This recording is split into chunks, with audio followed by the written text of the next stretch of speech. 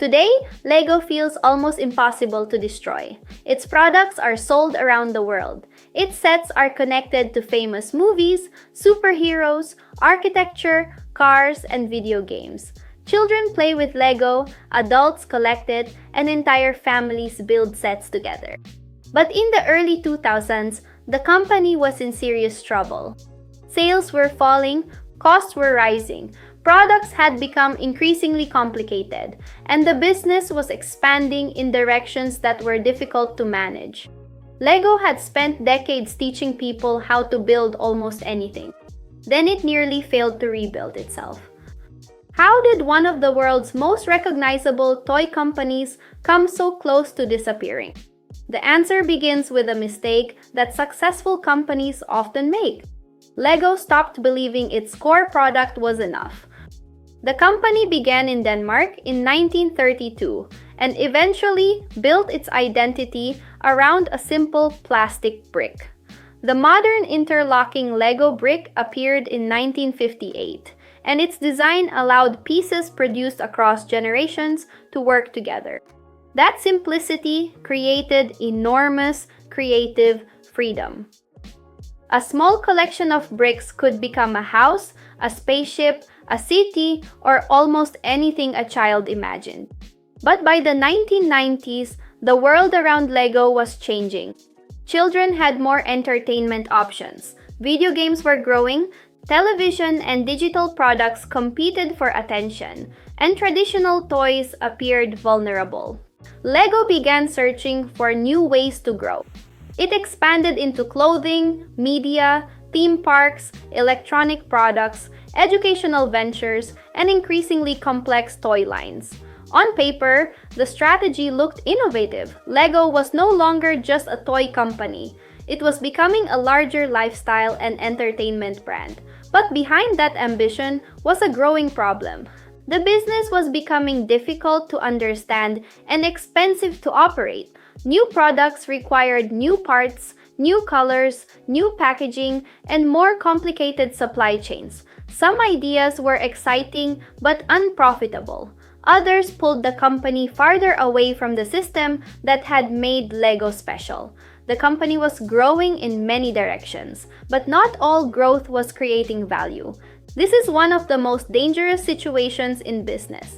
Expansion can look like progress while quietly weakening the company underneath. By 2003 and 2004, the warning signs were impossible to ignore. Revenue from toys had dropped sharply over several years, the company had excess production capacity, and major restructuring became necessary. Lego was not failing because people had completely stopped loving the brick. It was failing because the company had lost control of everything surrounding it. The turnaround began with a painful realization. Lego did not need to become more things. It needed to become better at being Lego. A new strategy focused first on survival. The company reduced costs, sold or restructured assets, simplified operations, and examined which products actually made money. Projects outside the core business were transferred to partners. The product range was brought closer to classic lines such as Lego City, Technic, Duplo, and Creative Building. Instead of chasing every entertainment trend, Lego returned to the experience at the center of the brand, building. That may sound obvious today, but when a company is under pressure, returning to the basics can feel like moving backward. Leaders often believe recovery requires a dramatic new idea. Lego discovered that the strongest path forward was hidden inside the product it already had. The brick was not outdated. The company had simply stopped treating it as the center of everything. Lego also became more disciplined about listening to retailers and customers. It worked to shorten product development time, improve profitability, and reduce unnecessary complexity. At the same time, it did not abandon innovation. It changed the way innovation worked. Instead of expanding randomly, Lego began connecting new ideas to the core building system. License partnerships became an important example. A Star Wars set may use a famous movie universe, but the customer still receives a Lego building experience. A Lego video game may expand the brand into digital entertainment, but it preserves Lego's humor, creativity, and recognizable style. The company learned to grow outward without losing the center. That distinction helped turn licensing from a distraction into a strength.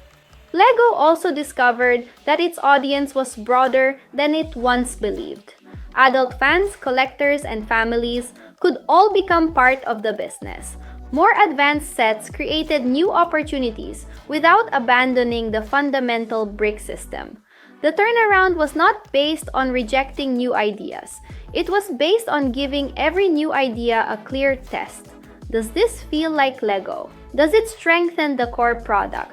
Can the company operate it profitably? Those questions brought discipline back into the business. Within a few years, Lego had stabilized operations, reduced debt, and created the foundation for renewed growth. The company that once struggled with uncontrolled expansion became an example of focused innovation. And that is what makes the Lego story so important. Companies rarely fail because they completely stop having good ideas. Sometimes they fail because they have too many ideas and no clear understanding of which ones belong. Lego's near collapse was not simply a story about changing consumer preferences or competition from video games. It was a story about identity. The company had forgotten the difference between extending a brand and escaping from it. Once Lego returned to its core, every new opportunity became easier to evaluate. Movies could support the brand. Games could support the brand. Theme parks could support the brand. But the brick remained the foundation. That lesson applies to almost every business. Growth creates opportunities, but it also creates distractions. A successful company may add services, enter markets, and chase trends until customers no longer understand what it does best. The solution is not to reject change. It is to make sure change strengthens the reason customers cared in the first place. Lego survived because it stopped trying to become everything. It remembered what only Lego could be. And perhaps that is the most powerful lesson from its comeback. When a business loses its way, the answer may not be another new direction. Sometimes the answer is returning to the one thing that made the business impossible to replace. Lego rebuilt its future by returning to the brick. If you enjoy documentaries about the hidden decisions, mistakes, and strategies behind famous companies, subscribe to Brand Locally. Every week, we uncover another business mystery hiding in plain sight.